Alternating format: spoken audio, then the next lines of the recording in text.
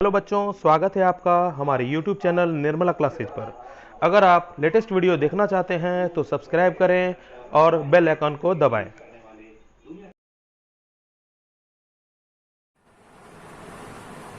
Good morning बच्चों, आज class 12 के नए वीडियो के साथ मैं फिर से हाजिर हूं। आज हम लोग पढ़ने जा रहे हैं डिफरेंशिएशन, जिसको हिंदी में अवकलन भी कहते हैं। इससे पहले हम लोगों ने कंटिन्यूटी एंड डिफरेंशिएबिलिटी के बारे में थोड़ा बहुत कुछ पढ़ लिया है। अगर तुम इससे पहले कोई भी वीडियो मेरा नहीं देखे हो तो पहले वाले वीडियो को जरूर देख लो। तो अब चलते हैं, क्लास को स्टार्ट करते हैं। सबसे पहले बात ये उठता है कि हम लोग डिफरेंशिएशन क्यों पढ़ते हैं, हमारे डेली लाइफ में ये डिफरेंशिएशन का क्या यूज। हमें मैथ में वैसे भी ये सोचते हैं कि मैथ हमारे यूज में बहुत कम आता है, लेकिन सच्चाई ये है मैथ साइंस को हेल्प करने के लिए ही बनाया गया है और साइंस हमारे आसपास के बारे में जानकारी देता है। तो ये डिफरेंशिएशन किस रूप से हेल्प करता है, तो इसको समझने से पहले ये हमें समझाओ कि जैसे कि अगर हम बात करें कि अर्थ के मास को हम चाहते हैं डिस्क्राइब करने के लिए, तो इसको कैसे मेजर किया गया होगा। जैसे तुम बोल देते हो कि अर्थ का मास 6 × 10⁻³ इतना है, तो ये कैसे तुम बोल सकते हो। इसके लिए तुमने क्या किया होगा, क्योंकि जब किसी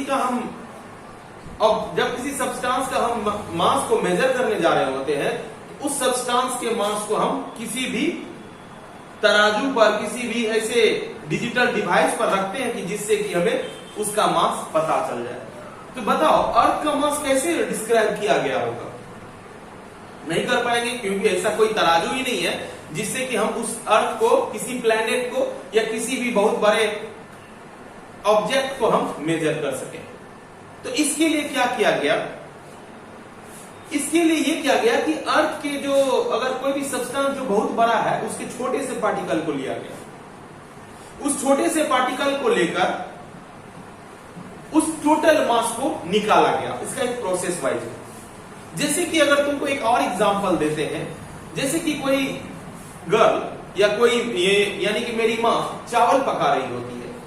अगर चावल पका रही होती है तो चावल पक गया, इसकी जानकारी कैसे प्राप्त होती है। जैसे कि अगर वो एक बर्तन में, एक पॉट में चावल को उबाला जाता है, तो हम लोग क्या करते हैं, जैसे कि मेरी माँ क्या करती है, कुछ समय इंटरवल के बाद उस चावल के 1-2 दाने को चेक करती है और ये डिस्क्राइब करती है कि पका है या नहीं पका है। जब वो 1-2 दाना पका हुआ महसूस होता है, तो हम लोग पूरे तौर पे ये समझ जाते हैं कि वो पूरा चावल पक चुका है। रीजन क्या है ये सब एग्जांपल बताने का, ये तुम समझो। यानी कि कोई बड़ा सब्सटेंस है, उस बड़े सब्सटेंस के बारे में जानकारी प्राप्त करने के लिए हम लोग क्या करते हैं, उसी का एक छोटा सा सब्सटेंस लेते हैं, छोटा सा पार्टिकल लेते हैं, उसके बारे में सारी जानकारी को प्राप्त कर लेते हैं, तब दिमाग में ये सेटअप कर लेते हैं कि वो टोटल जो है वो उसी आकार का होगा। तो ये जो छोटा पार्ट है, ब्रेक करके या कोई एक उठा के जो छोटा पार्ट को लेते हैं, उसी को हम लोग अगर हम जब डिस्क्राइब करेंगे तो अवकलन में करेंगे। यानी कोई भी पार्ट को, कोई भी फलन को, अगर जैसे कि मेरा मान लिया जाए कि एक फलन y है, सपोज ये y एक फलन है, या fx भी लिख सकते हैं, ऐसा नहीं है, fx भी लिख सकते हैं। ये दिया है 3x - 8, ठीक है।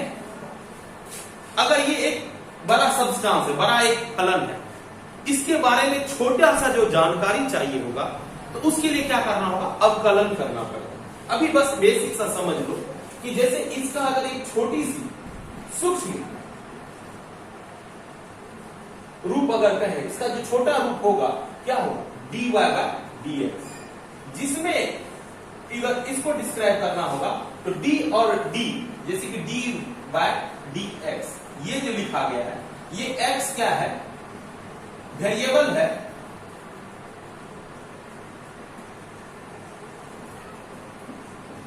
जिस पर y या fx निर्भर करता है, ठीक है। तो अब ये सोचो dy/dx का मतलब हो गया अवकलन, यानी डिफरेंशिएशन। जब ये पार्ट किया जाता है किसी भी फलन में, जैसे कि डी, इसको या ऐसा भी लिख सकते हैं d f x by d x. तो इसका मतलब ये हो गया कि इसका जब हम सूक्ष्म रूप लेंगे तो ये लिखेंगे छोटा रूप। अवकलन का मतलब हुआ कि उस सब्सटेंस को तोड़कर एक इकाई रूप में, एक छोटा रूप में लिया जाना। अब इसके अलावा और क्या सोच सकते हैं, इसको और कुछ रूप में लिख सकते हैं। तो लिखने के लिए लिखा जाता है इसी का दूसरा रूप y डैश। y डैश का मतलब कि इसका अवकलन हो चुका है। और भी तरीका है लिखने का, y1 यानी एक बार अवकलन हुआ है। अब अवकलन कितनी बार हुआ है, एक बार। यानी कि अगर हम किसी का अवकलन करते हैं, कोई भी फलन का अवकलन करते हैं, तो उसको अवकलन करने पर या तो ये लिख सकते हैं, या तो ये लिख सकते हैं, या तो ये लिख सकते हैं, या तो ये लिख सकते हैं, या f डैश x ये भी लिख सकते हैं। ये सभी का मतलब एक ही हुआ अवकलन। अब इसको पढ़ेंगे क्या सर, तो इसको पढ़ने के लिए क्या पढ़ेंगे, अगर हम कहें dy बाय dx तो लिखेंगे x के सापेक्ष में y का अवकलन, x के सापेक्ष में y का अवकलन। अवकलन का मतलब क्या समझा तुम लोग, सूक्ष्म, बहुत छोटा, ठीक है। यानी कोई भी चीज का जब छोटा रूप निकालते हैं तो डिफरेंशिएशन करते हैं। कोई भी चीज, जैसे कि अभी बोले कि चावल पक गया है कि नहीं पक गया, क्या कि 2 दाना लिए, तो टोटल जो अमाउंट आधा केजी, 1 केजी, जो भी अमाउंट तुम्हारे वो पॉट में है, उसका एक दाना क्या हुआ, बहुत छोटा रूप हो गया। उसको चेक करके हम आइडिया लगाते हैं कि वह पूरी तरह से पका या नहीं पका। तो वही सोच लो कि जब कोई फलन है उसमें dy बाय dx लगा दिया गया तो क्या हो गया, उसका सूक्ष्म रूप को लिया गया, छोटे रूप को लिया गया, अति सूक्ष्म रूप को लिया गया।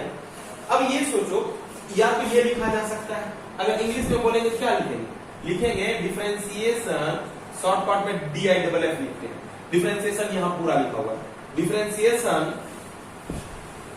y with respect to x। ये विथ रिस्पेक्ट टू को, यानी इसको हम लोग शॉर्ट कट में लिखते हैं WRT, विथ रिस्पेक्ट टू।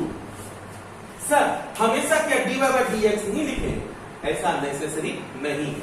अब इसको समझो, एक एग्जांपल, जैसे कि एक तो एग्जांपल ही है, पहले समझ लेते हैं तब हम कॉन्सेप्ट को आगे बढ़ाएंगे। बहुत ही सिंपल चीज है और बहुत ही इंपॉर्टेंट टॉपिक है, तो इसको पहले क्लियर करना होगा तभी आगे हम लोग बढ़ पाएंगे। तो अब ये सोचो कि अगर ऐसे रहा, सेकेंड एग्जांपल लेते हैं।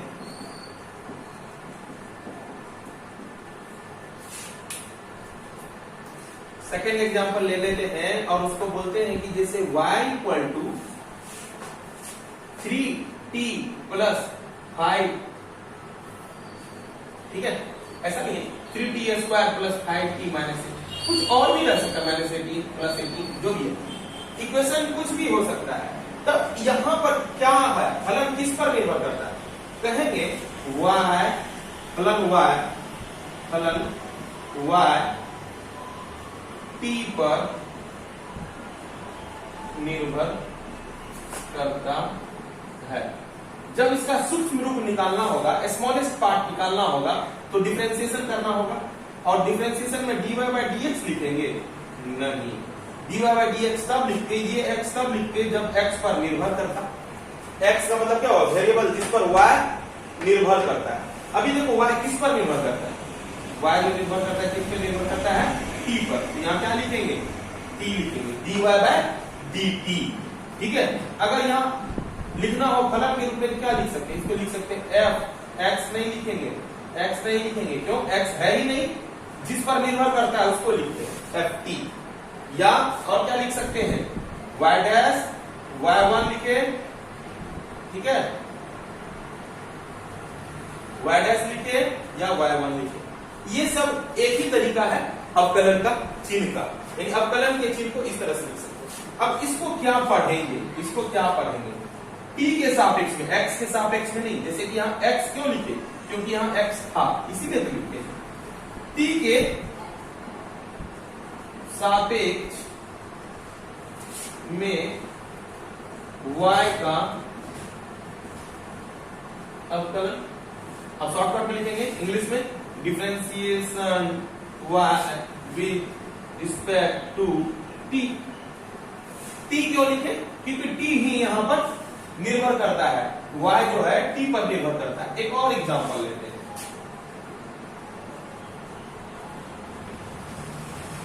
एग्जांपल में अब क्या लेते हैं, देखो जैसे कि u बराबर 3y प्लस 7, 13y प्लस 7। अब अवकलन करता है, क्योंकि ये मेरा फलन हो गया और यह फलन y पर निर्भर करता है। कहने के लिए लिखेंगे क्या? फलन u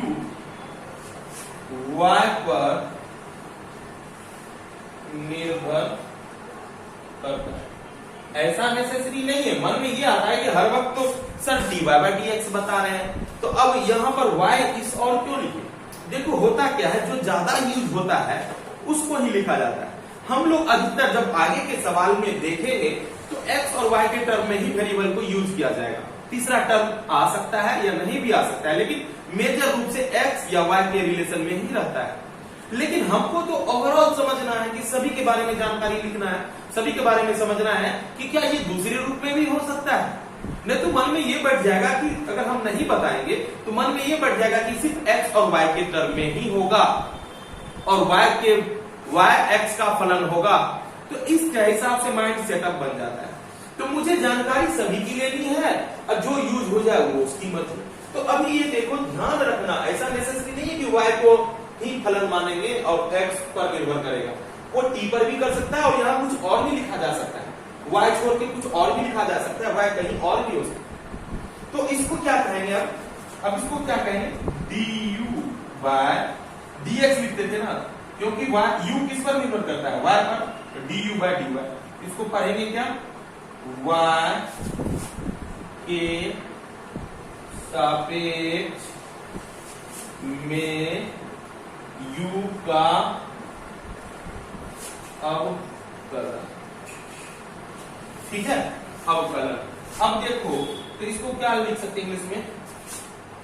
differentiation u with respect to y। ये एक तरीका हुआ किसी के भी अवकलन करने का। तो अब ये देखेंगे कि अवकलन होने पर क्या होता है, क्या इसका कुछ फॉर्मूला है, वो भी देखेंगे। पहले ये बेसिक कॉन्सेप्ट को समझेंगे कि अवकलन का चिन्ह क्या होता है। अवकलन को इस तरह से लिखा जा सकता है, ठीक है। ये सभी अवकलन का चिन्ह, तो कहीं ये देखोगे ये भी अवकलन है, ये देखोगे वो भी अवकलन है, सभी अवकलन का सिंबल। अब बात उठता है कि अवकलन में करते क्या है? अवकलन में क्या करते हैं? कोई भी फलन का सूक्ष्म रूप बनाते हैं, तोड़ते हैं। अवकलन का मतलब हुआ तोड़ना। कॉन्सेप्ट में ये बैठा लेना, अवकलन का मतलब हुआ तोड़ना, ठीक है। तोड़ के वो जो छोटा रूप है, जैसे एक ईंट है उसको तोड़ रहे हैं, हथौड़े से तोड़ रहे हैं, जो एक छोटा सा पार्टिकल बचा वो अवकलन करने पर बचा। तो वही बात है कि अवकलन होने पर क्या पढ़ा जाता है। जैसे dy बाय dx है, उसको क्या पढ़ते हैं? इंग्लिश में बोले या हिंदी में बोले? क्या अलग अलग तरह से लिखा जा सकता है? हाँ, अलग अलग तरीके से लिखा जा सकता है। पहले इसे लिखो।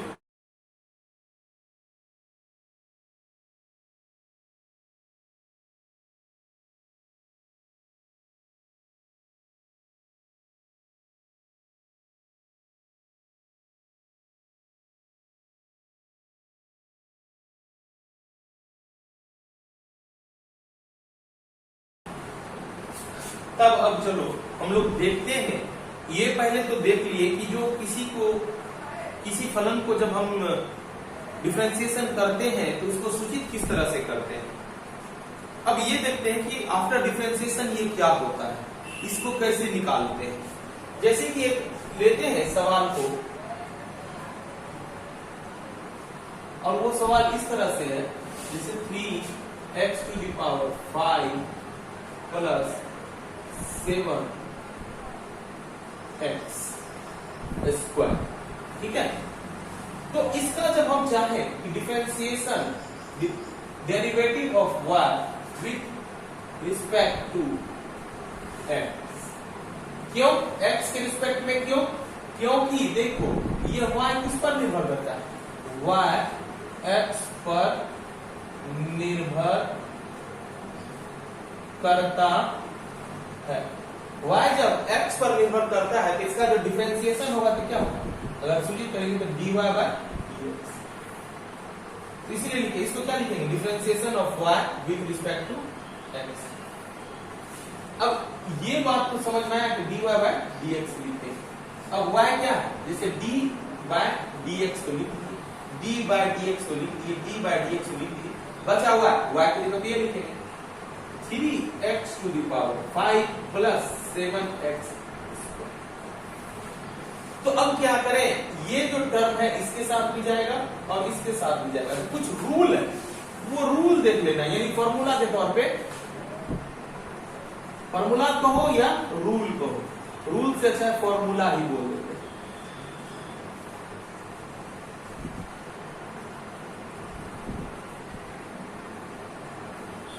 फर्स्ट फॉर्मूला यह है कि अगर कोई डिफरेंशिएशन में दो टर्म आ जाए या मोर देन 2 टर्म आए तो उसको सेपरेट करके अलग अलग कर लेंगे। जैसे कि dy बाई dx, जैसे हम लोग लिखते हैं ना अभी, उसी टाइप का कंडीशन आ रहा है, dy by dx u plus v, u का मतलब ये हो गया, v का मतलब ये हो गया।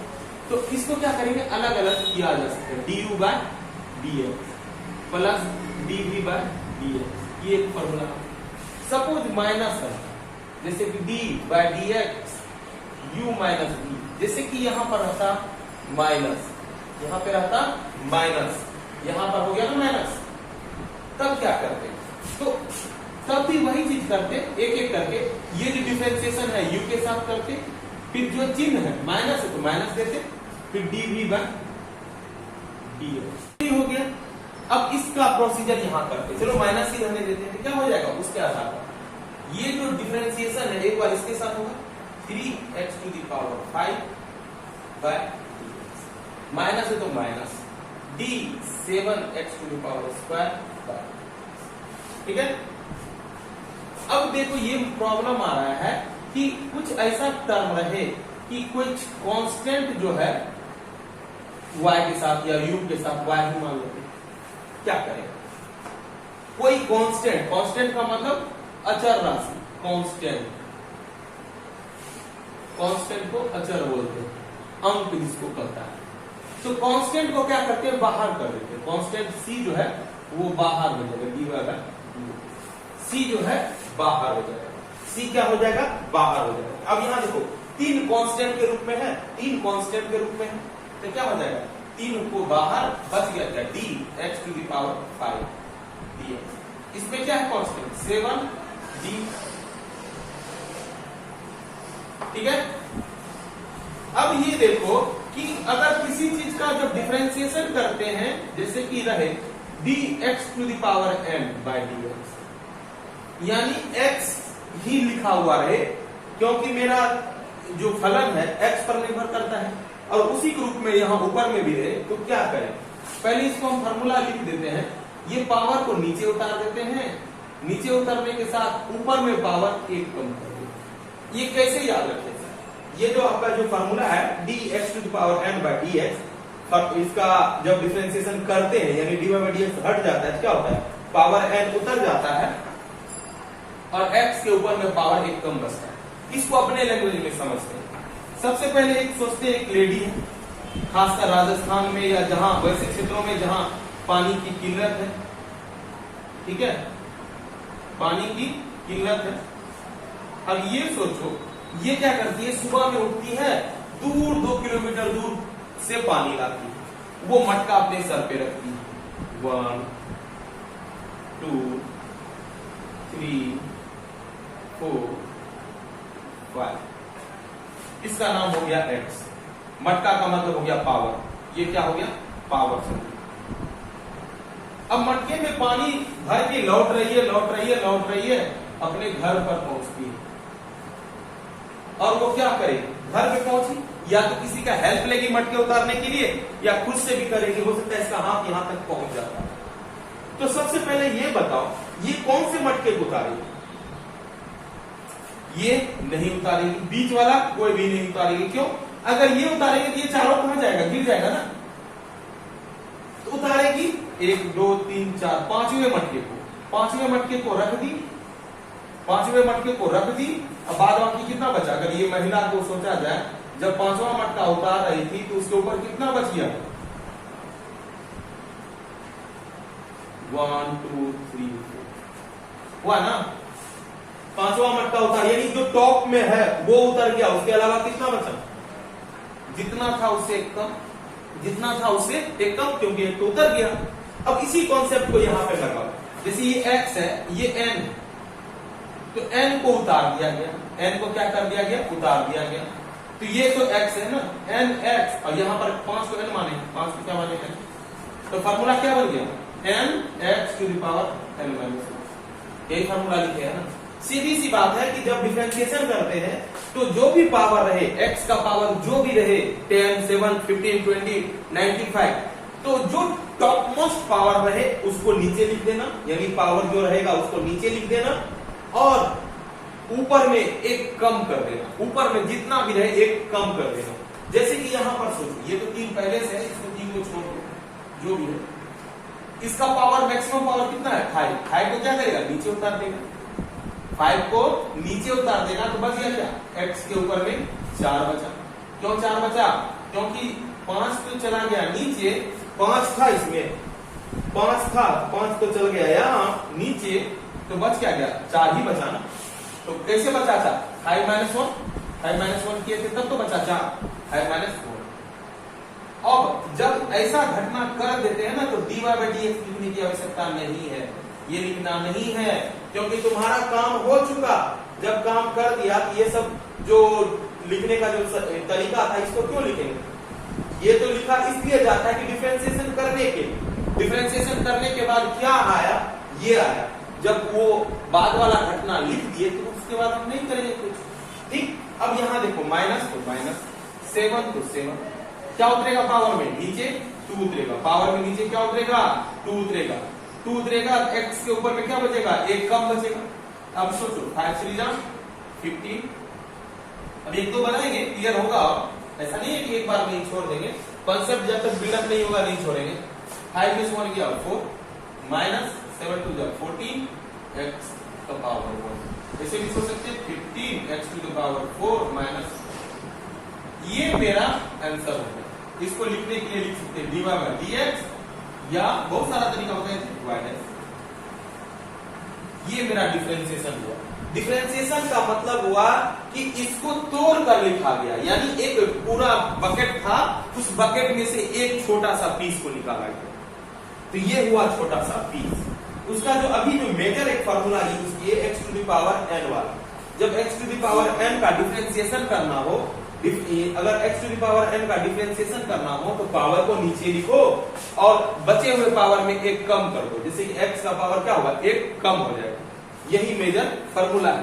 अब आगे भी देखेंगे कौन कौन सा फार्मूला है, लेकिन पहले एक और बनाते हैं इसी के अकॉर्डिंग, तब हमको एक समझ में आएगा कि प्रोसेस में क्या जा रहा है। जैसे कि एक क्वेश्चन लेते हैं, इसे लिखो पहले, एक क्वेश्चन यहां तक का ले लेते हैं, क्वेश्चन लेते हैं। अब इस बार y equal to 5x to the power 12 minus 3x to the power 4 plus 17x पर power 3, x to the power 3।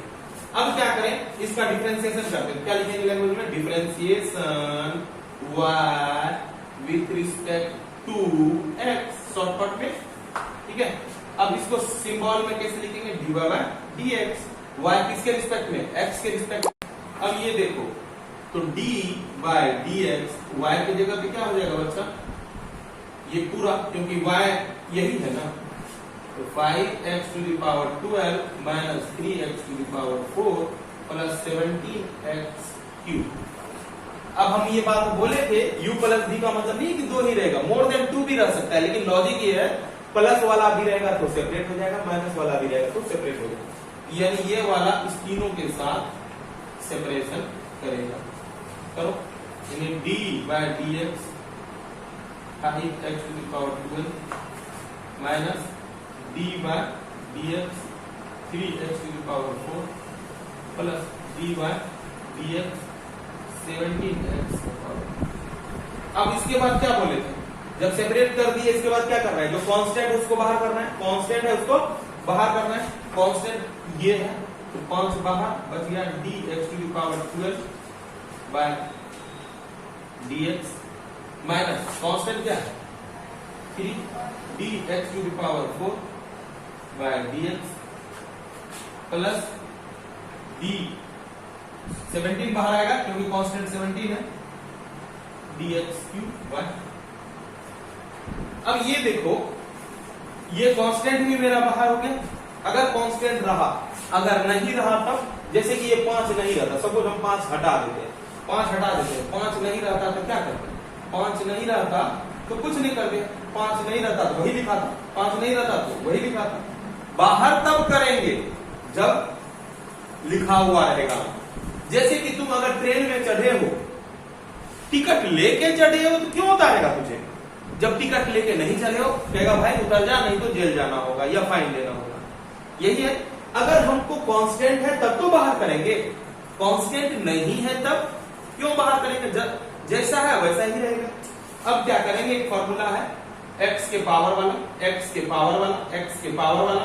Power में क्या करते हैं, जो भी पावर है, लॉजिक हम बेसिक सिंपल बताएं, हमको खुद भी याद नहीं रहता है, हम क्या करते हैं बस उस लॉजिक को पकड़ लेते हैं, अपने लैंग्वेज के आधार पे समझ लेते हैं। तो अब ये कॉन्सेप्ट क्या है, फॉर्मूला को याद करने की जरूरत नहीं है, बस ये लॉजिक है, जो भी पावर ऊपर में लिखा हुआ है उसको नीचे कर दो और एक कम कर दो। जैसे कि ऊपर में जो लिखा हुआ है उसको नीचे कर दो, ऊपर में एक कम कर दो। तो जैसे कि ऊपर में क्या है 12, नीचे कर दिए, अब ये नहीं लिखाएगा क्योंकि मेरा प्रोसेस हो चुका, तो अब d और dx लिखने की जरूरत नहीं है। एक कम करेंगे तो 12 में से 1 गया 11। अब देखो 3 इंटू 3 पहले से लिखा हुआ है ना, इसको नीचे कर दो और यहाँ एक कम कर दो, 3 होगा, 4 है तो एक कम 3 हो जाएगा, प्लस 70 पावर उतरेगा तो 3 उतरेगा, क्या बचेगा 2। सिंप्लीफाई कर दो, 12x to the power 11 minus 12x to the power 3 plus 51 x to the power. चाहो तो इसे कॉमन भी कर सकते हो, कॉमन जैसे कि x कॉमन हो जाएगा, x स्क्वायर कॉमन हो जाएगा, 3 भी कॉमन हो जाएगा तो कर सकते हो नॉर्मली, लेकिन ये डिफरेंशिएशन तुम्हारा हो गया। अब कुछ और लेवल बढ़ाते हैं, पहले से लिखो।